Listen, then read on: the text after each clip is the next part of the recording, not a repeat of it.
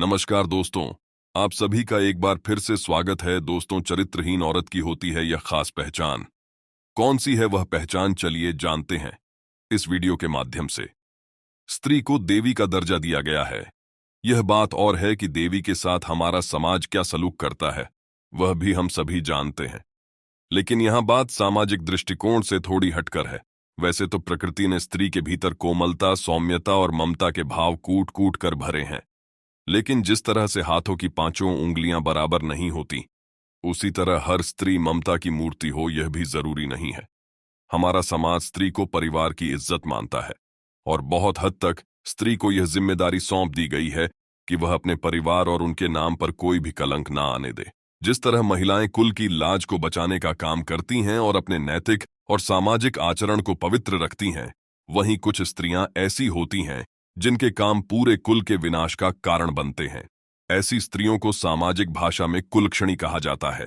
दोस्तों, ऐसी महिलाओं की पहचान सामान्य तौर पर करना तब तक संभव नहीं है जब तक कि उन्हें जान ना लिया जाए, लेकिन भारत के प्रसिद्ध ग्रंथ चाणक्य नीति के अनुसार ऐसे कई तरीके हैं जिनसे स्त्री के चेहरे और उसके चाल चलन को देखकर उसके स्वभाव का पता लगाया जा सकता है।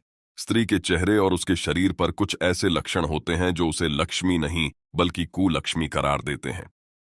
दोस्तों, ऐसी स्त्री जिसके पैर की कनिष्ठिका उंगली या उसके साथ वाली उंगली धरती को स्पर्श न करती हो और अंगूठे के साथ वाली अंगुली अंगूठे से बहुत ज्यादा लंबी हो, तो ऐसी स्त्रियां हालात और स्थिति के अनुसार अपना चरित्र बदल लेती हैं।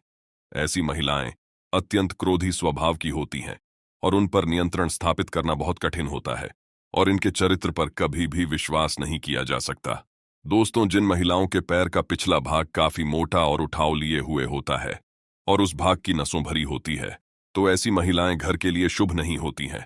इसके उलट अगर पांव का यह अभिमान ईद सूखा हो तो ऐसी महिला अपने जीवन में विभिन्न प्रकार के कष्टों का सामना करती है। इसके अलावा दोस्तों, किसी स्त्री का पेट अगर घड़े की तरह होता है तो वह महिला ताउम्र, गरीबी और दरिद्रता के हालातों से गुजरती है।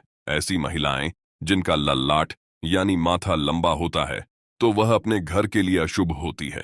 जिन महिलाओं का पेट लंबा होता है तो वह अपने ससुर, और जिनके कमर के नीचे का हिस्सा भारी होता है तो वह अपने पति के लिए अशुभ मानी जाती है। ऐसी स्त्रियां जिनके कानों में बहुत बाल होते हैं और उनका आकार एक सा नहीं होता, तो ऐसी स्त्रियां घर में क्लेश की वजह बनती है।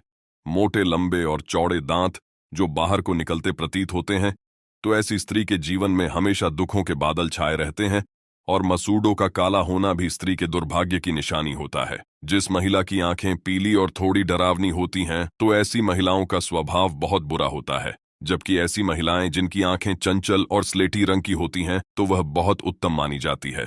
जिस महिला की गर्दन छोटी होती है तो ऐसी महिला अपने किसी भी डिसीजन के लिए दूसरों पर निर्भर रहती है।